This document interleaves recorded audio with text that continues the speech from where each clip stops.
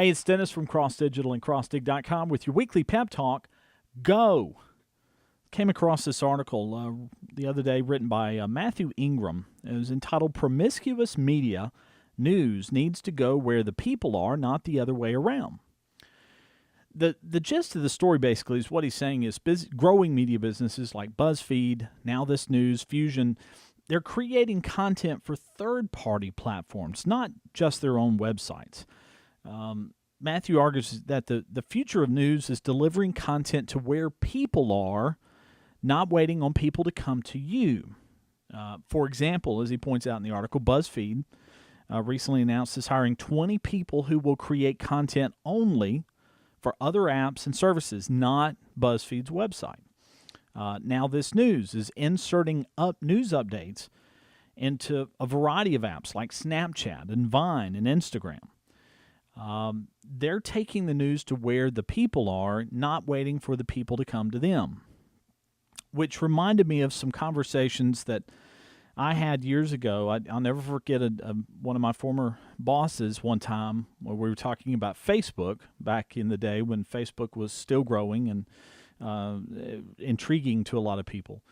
And his point was, if we're not in their space, talking about our viewers at the time, our TV viewers, if we're not among them on Facebook and in their space, then we're not relevant to them. We're not important to them. Makes a really good point there.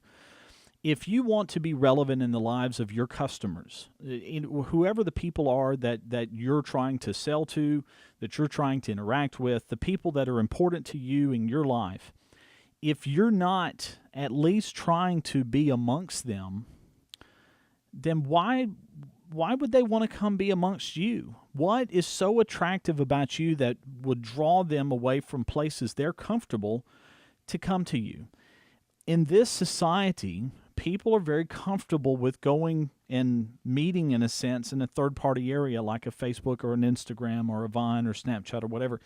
They're not necessarily always going to come to your website. Now, having said all of that, as we've talked about for years, websites are the core of your digital home. They're who you are.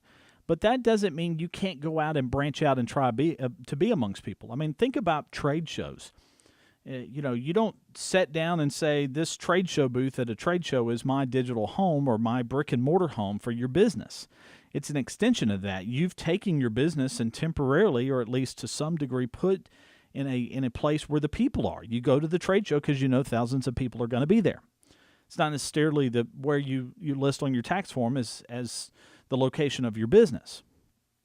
So you still got to have the home base location where all the magic happens. But you do need to be prepared to go out and be around people and take your business to where your customers are. If anything, take the conversation there. The sales may not happen there, but the conversation needs to happen where your customers are or your potential customers, because expecting them to walk away from a place that they're comfortable conversating in or living in to come to your website, it may or may not happen, especially if your website doesn't have something that they're interested in. And even it does, that may not be the place where the conversation happens. The content has to be there. You've got to drive driving the traffic to your website and all that's really, really important. But don't underestimate. I tell you all this, say this. Don't underestimate the importance of hanging out with your fans in their space.